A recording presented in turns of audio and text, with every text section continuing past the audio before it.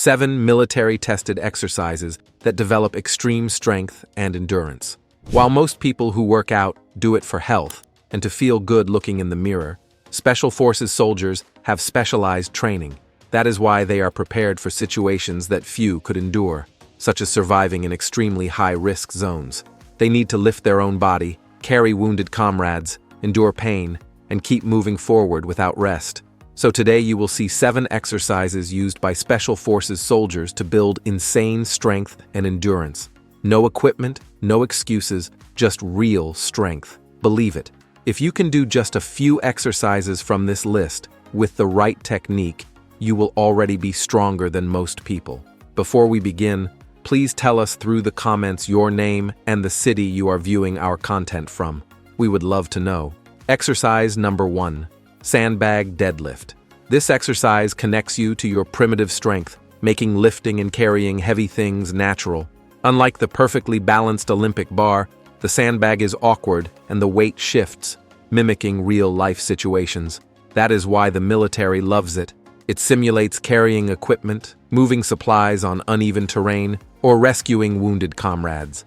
The exercise works stabilizer muscles twice as hard, tests your grip, and forces your core to lock firmly, strengthening glutes, hamstrings, and back in a unique way. The instability of the bag causes your body to recruit many more muscle fibers to maintain control during the movement. Have you ever tried carrying a heavy moving box? That feeling of uneven weight that seems to want to escape your hands? The sandbag deadlift trains exactly that situation, but in a systematic and progressive way. Place the bag between your feet, which should be shoulder-width apart. Bend at the hip, not just lean your torso. Keep your back straight, chest forward, and grip the bag firmly. Push through your heels, squeeze your glutes, and stand up completely, bringing your hips forward. Keep the bag close to your body throughout the movement. To lower it, push your hips back first, keeping your core engaged. Common mistakes to avoid: rounding your back during the lift, especially in the lower back. Lifting primarily using your arms and not your legs. Keeping the bag away from your body, increasing tension in the lower back. Not completing the movement at the top, failing to fully engage the glutes. 4 sets of 8 to 12 repetitions build robust functional strength for real life. Rest 60 to 90 seconds between sets. As you progress, increase the weight of the bag or decrease rest time. People with a history of lower back injuries should start with very light weights and focus on perfect technique. Individuals with disc herniations should not perform this exercise without medical clearance. If you feel sharp pain, stop immediately. Exercise number 2, burpees. Burpees are hated by almost everyone who has ever done them, and that is exactly why they are so powerful. Military instructors use them to test recruits' spirit because they combine strength, endurance, explosiveness, and mental toughness in a single movement. They are simple but brutal. Squat, throw your feet back, do a push-up, jump back, and explode into the air. Each repetition raises your heart rate and tests your willpower. They mimic the need to quickly drop to the ground, seek cover, and rise explosively in combat situations. Benefits include burning calories, improving cardiovascular endurance, teaching explosive movement, and building mental resilience. The burpee works virtually all muscle groups: chest, triceps, and shoulders during the push-up, core throughout the execution, and quadriceps, glutes, and hamstrings in the squat and jump phase. And do you know why they are so effective? Because they eliminate rest times between exercises. It is like doing 4 exercises in one, without a pause to breathe between them. How to execute correctly: start standing, feet shoulder-width apart. Squat, placing your hands on the floor between your feet. Kick your feet back, assuming a plank position. Do a complete push-up, keeping your core engaged.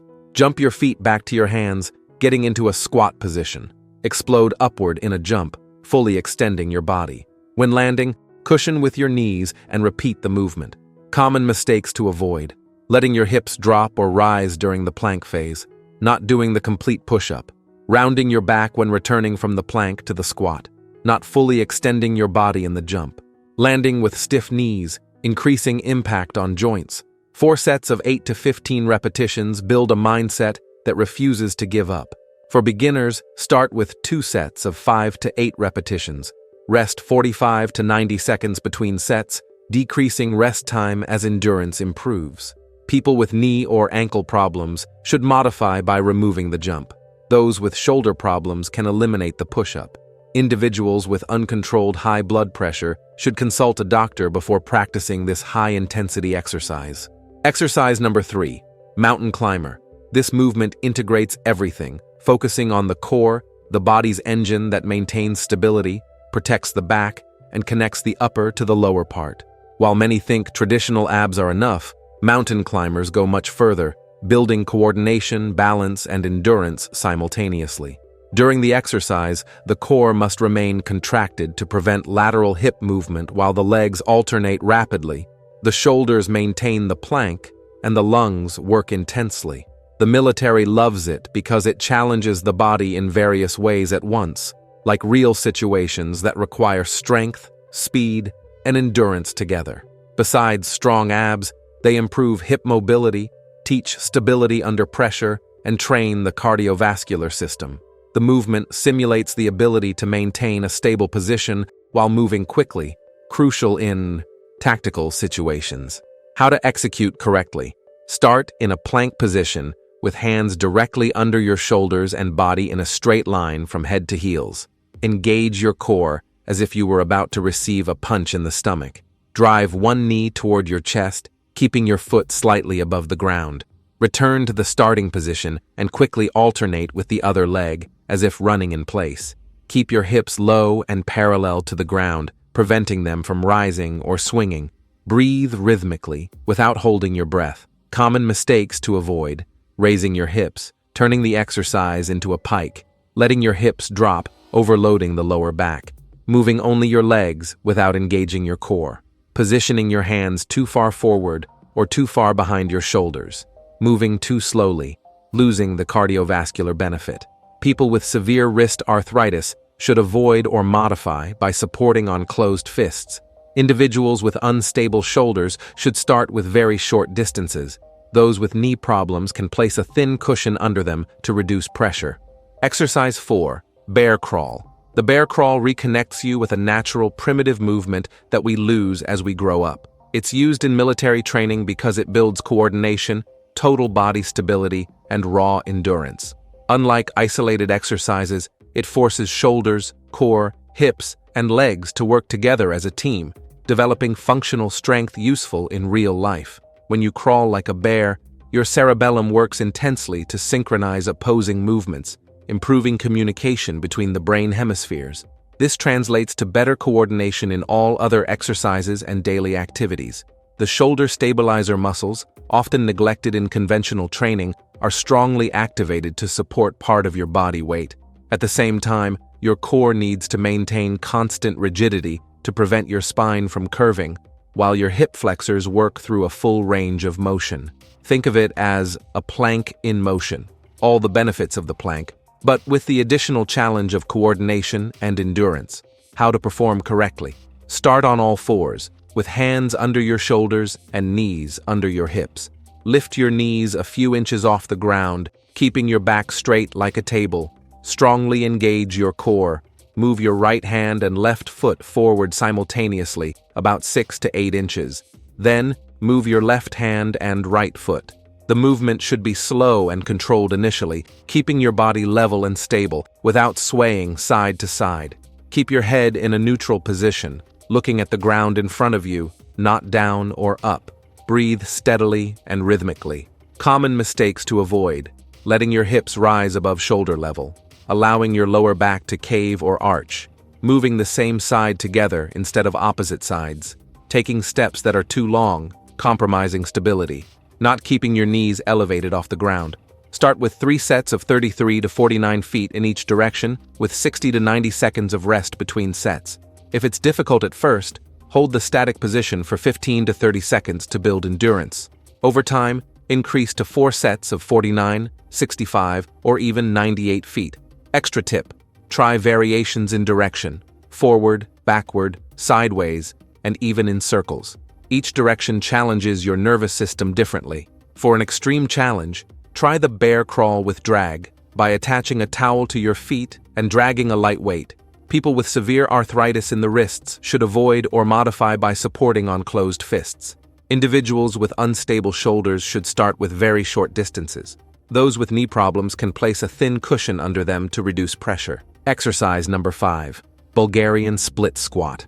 The Bulgarian split squat is the exercise that separates warriors from tourists at the gym. This unilateral movement exposes and corrects muscle imbalances you did not even know you had. In military operations, having one leg significantly weaker than the other can be the difference between completing the mission or being left behind. The beauty of this exercise lies in how it develops strength, balance, and mobility simultaneously. By elevating your back foot, you create a stability challenge that forces hip and knee stabilizer muscles to work intensely. This is crucial because in real life and combat, we rarely move with weight perfectly distributed on both legs. The main muscles worked are the quadriceps, gluteus maximus, gluteus medius, and hamstrings of the front leg, plus core and ankle stabilizers. What few realize is that your back leg also works actively to maintain the elevated position. A study from the University of Oklahoma showed that the Bulgarian split squat activates the gluteus medius 30% more compared to traditional squats, which is essential for preventing knee injuries during lateral movements. How to execute correctly. Position yourself standing, with your back to a bench or medium-height platform. Place the tip of your back foot on the bench, with chest raised and core engaged. The front leg should be far enough away so that when descending, the knee forms a 90-degree angle without going past the tip of your foot. Descend in a controlled manner, keeping weight distributed across the entire sole of your front foot. Push through your heel to rise, keeping your torso erect throughout the movement. Common mistakes to avoid: leaning your torso too far forward, letting the knee fall inward during the descent, not going down enough due to lack of mobility, lifting the heel of your front foot off the floor, using a bench that is too high for your flexibility level. Do 3 to 4 sets of 8 to 12 repetitions for each leg. Rest 60 seconds between sets.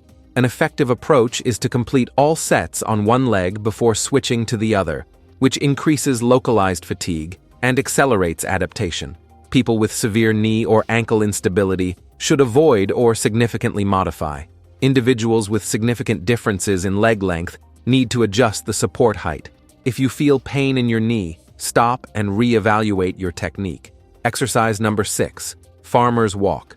The farmer's walk is a brutally simple exercise that builds true and functional strength. While many focus on exercises that look impressive, this basic movement of picking up heavy objects and carrying them develops the kind of strength that translates directly to real life and combat situations.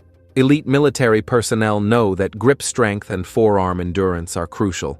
When your life depends on holding a rope, carrying a wounded comrade, or handling heavy equipment for long periods, you understand why this exercise is fundamental.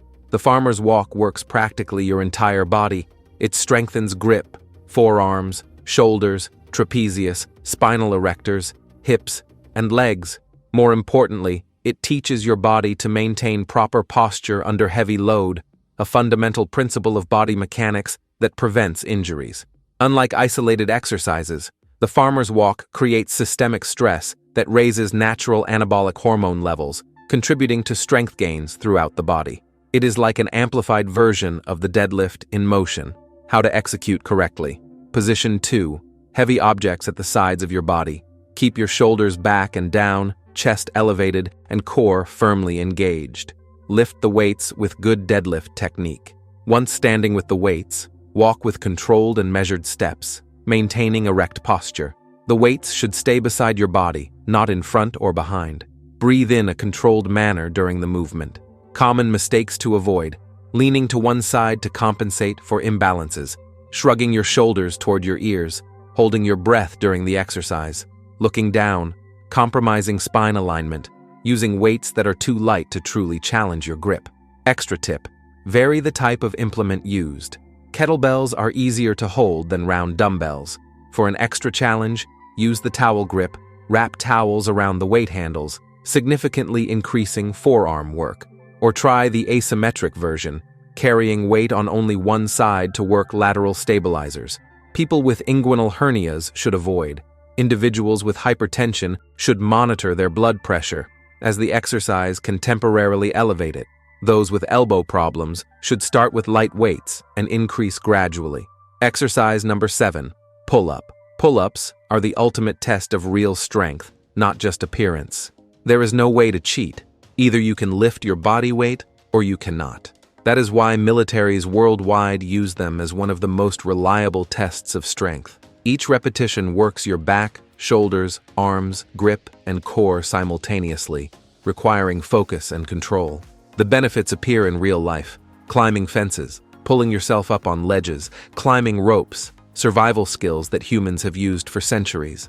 The latissimus dorsi, trapezius, rhomboids, biceps, and forearms are the main muscles worked, but the surprising part is how the core needs to stay active to stabilize the body. This creates a cascade effect of strength that translates to better posture and reduced back pain. A study by the American Air Force showed a direct correlation between the ability to do pull-ups and performance in tactical tasks, confirming their effectiveness as an indicator of general physical readiness. And do you know why pull-ups are so efficient?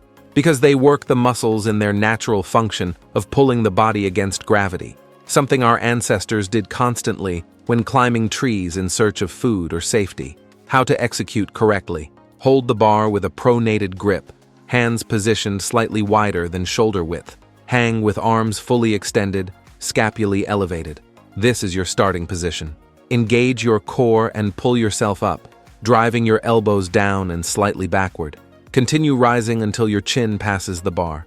Pause briefly at the top, feeling the contraction in your back. Lower in a controlled manner until your arms are fully extended again.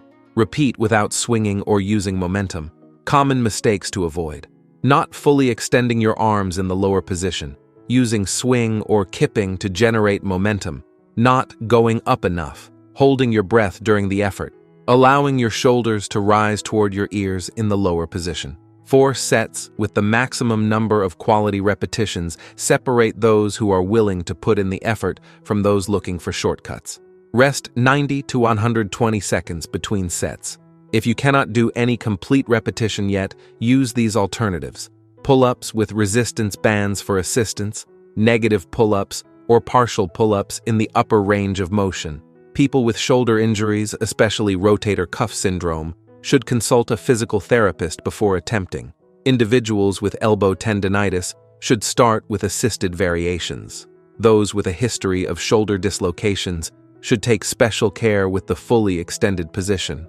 Remember, real strength does not come from sophisticated machines or miracle supplements, but from consistency with fundamental exercises tested by time and by those who depend on them in extreme situations. Start slowly, learn proper technique, and progressively challenge yourself. In a few weeks, you will notice not only stronger muscles, but a mental resilience that extends to all aspects of life. If you enjoyed it and want to discover exercises practiced by Shaolin monks that gave them some of the most resilient bodies in history, we've left a video appearing right now on the screen showing each of them better. Don't miss it. Thank you for watching until here, and may God bless you, my friend.